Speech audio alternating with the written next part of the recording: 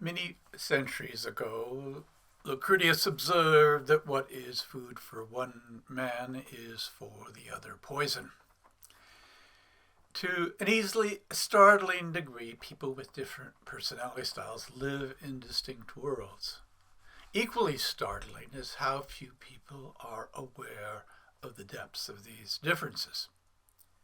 It's becoming possible today to better appreciate such differences. It's also the case that appreciating differences that are products of personality style is becoming increasingly critical. Creative systems theory includes a specific framework for understanding temperament differences. Arguably, the creative systems personality typology provides a richness and nuance of understanding not currently available in other places. The starting point for the typology's observations provides insights into why in times past we have tended to be blind to such differences. It also sheds light on how fuller understanding might now be an option. I've described how cultural maturity's cognitive changes allow us to at once step back from and more deeply engage intelligence's multiplicity. It is not possible to understand temperament differences at all deeply without having the multiple crayons in the box of intelligence's workings available to us to draw on. The creative systems theory personality typology has its roots in an appreciation for intelligence's multiplicity and how that multiplicity manifests differently in people with different personality styles.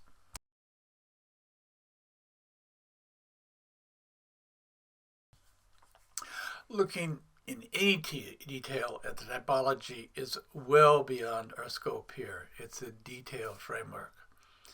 For that, one should look to the book Creative Systems Theory or the typology website, www.csphome.org. But a very, very bare-bone description helps give a feel for how the typology accomplishes what it does. The earlier episode on how the theory understands the relationship between intelligence and formative process provides a way in. Creative systems theory ties intelligence's multiplicity to our tool-making, meaning-making, we could say simply creative proclivities. It describes how different intelligences, or more precisely, different relationships between intelligences, play the most dominant roles at different points in any human formative process. The typology frames temperament differences in terms of the aspects of intelligence's generative mechanisms that a person most draws on. A person who derives deepest meaning from things imaginative, such as visual arts, or someone who finds particular satisfaction working with young children, will preferentially inhabit the more germinal first parts of intelligence's creative workings. A person who strongly identifies with moral conviction, helping others, and hard work will likely live most from the middle parts of creative mechanisms. And a person who finds greatest satisfaction in the world of finance or the media is more apt to derive their aliveness from the more manifest and material of creative sensibilities. The typology also differentiates according to more vertical and horizontal observations. Within any major temperament group, we find people who are more upper in their sensibilities, more lofty, whether spiritually or intellectually, and others who are more lower, more down to earth. And similarly, we find some people who are more inner, more introverted or reflective, and others who are more outer, more expressive or outgoing.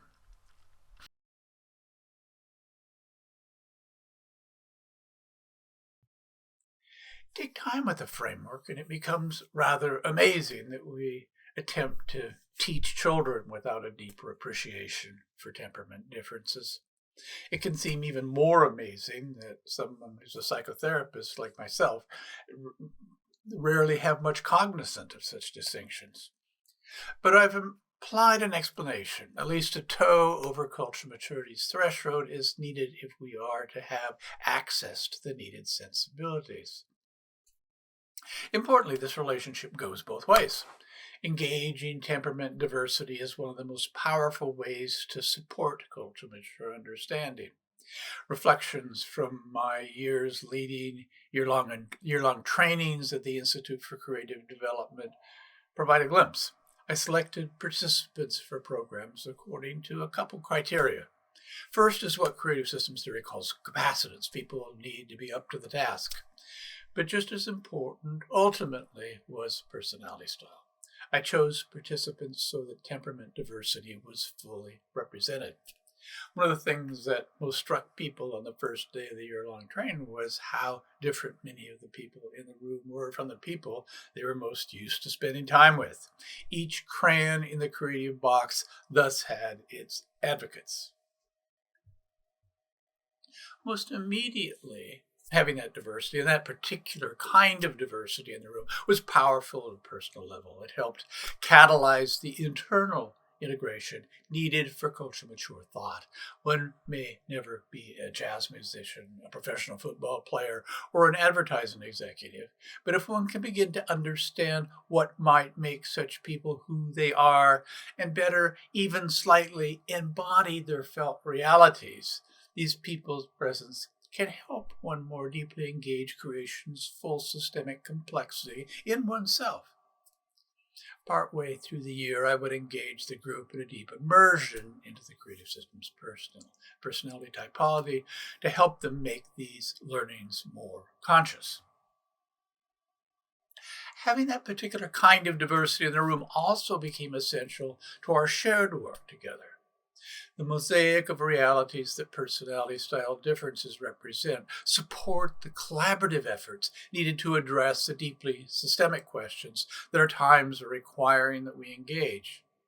Near the end of the training, I'd have participants divide up into small think tank teams to work on future issues in specific domains. It might be education, government, business, and so on. By that time, it had become clear to participants that choosing like-minded team members was not the right approach if they wanted culturally mature results. They recognized that if their teams were going to be most powerfully creative, they would need the contributions of each basic temperament group.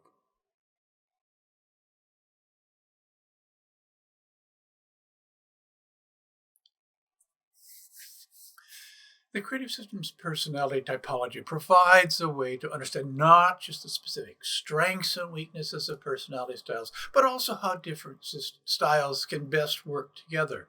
And it has particular significance for its power as a tool for supporting the kind of creative collaboration on which a healthy future will more and more depend.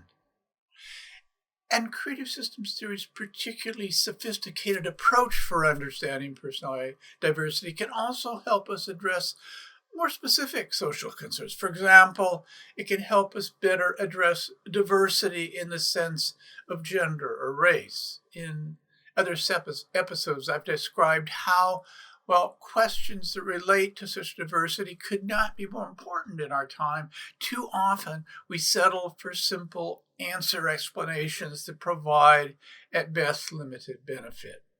When teaching at the Institute, I'd make the radical observation that if we want to think with the needed nuance and complexity about gender or race, we need to start with personality style considerations. It turns out that we can understand the larger portion of normative psychological differences between men and women in terms of relative balance between more inner and outer tendencies. We tend to find an equal number of men and women in each major personality group, but we find a 60-40 balance relative to outer versus inner. This is an easily controversial sort of assertion, but most people find it accurate with reflection and very helpful if one wants to get beyond ideological easy answers when it comes to gender-related issues. With race and ethnicity, the differences have more to do with temperament group. Different ethnic and social groups have different balances between the various groupings. I've written about the importance of this recognition for educational systems that work equitably for everyone. I personally have one of the temperaments that is most common with people of Black or Native American background. One result is that my closest friends through the years have often been Black or Native American, or sometimes Pacific Islanders. Another one is that traditional education was never a good and healthy place for me. I was lucky to have had enough brute intelligence to make my way through it all.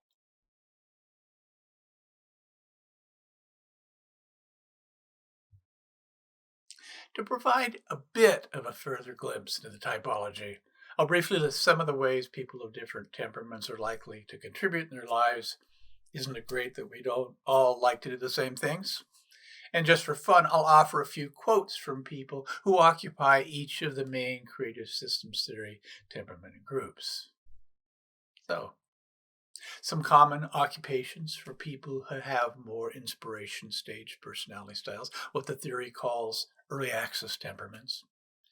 Often earlies work with young children, a grade school teacher, a daycare worker. Frequently, they become artists, visual artists, particularly those of more abstract inclination, dancers, particularly those of more where the aesthetic tends a bit more toward the improvisational, musicians, jazz musicians, some classical and rock and roll musicians, or writers, particularly poets and most writers of science fiction.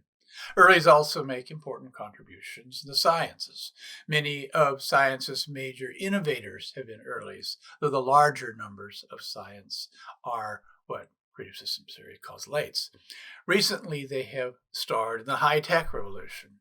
The role in information age innovation has provided this temperament, the temperament least often associated with mainstream success, new stature and influence, and often great wealth, the kind of revenge of the earlies.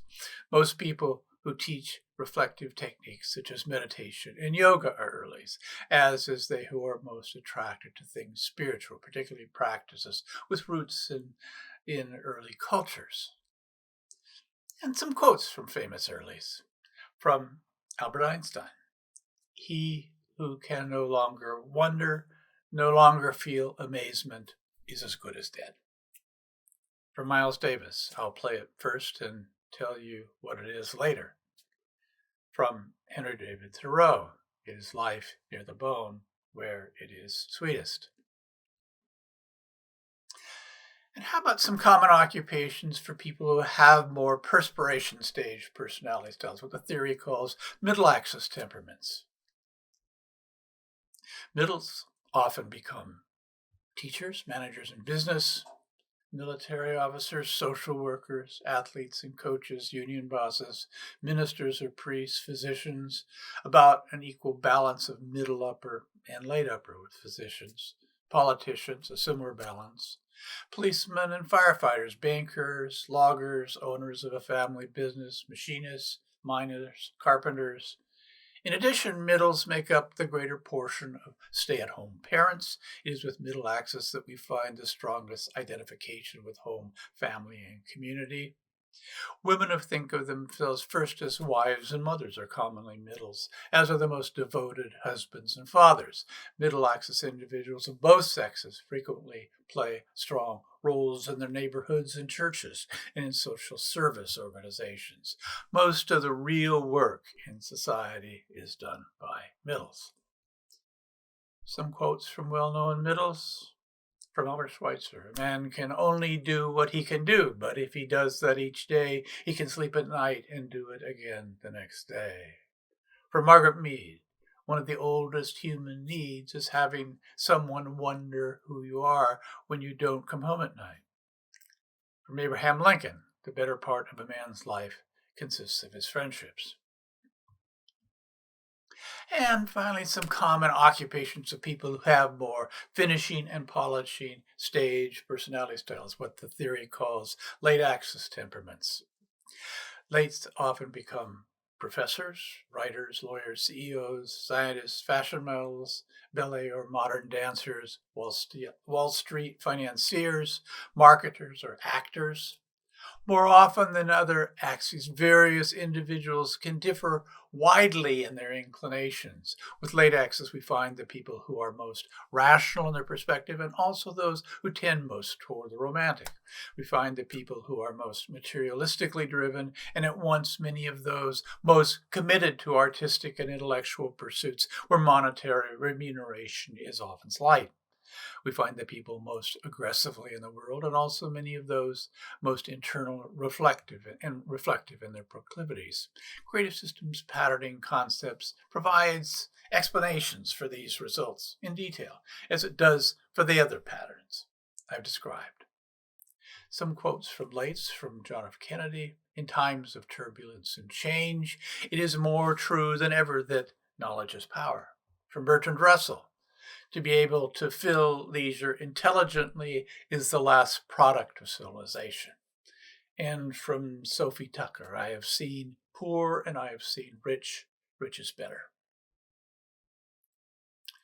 I find the rewards of appreciating temperament differences immense, much, much more so than is commonly recognized. Again, that we might miss this importance likely comes back to how cultural maturity changes are needed for any depth of such appreciation, which points to how the ultimate reward for engaging such differences can be not just greater insight and interpersonal sensitivity, but an expanding of general culturally mature capacity. I consider a deeper appreciation of temperament differences to be one of the most powerful and useful aspects of the needed new common sense. Questions appreciated as always.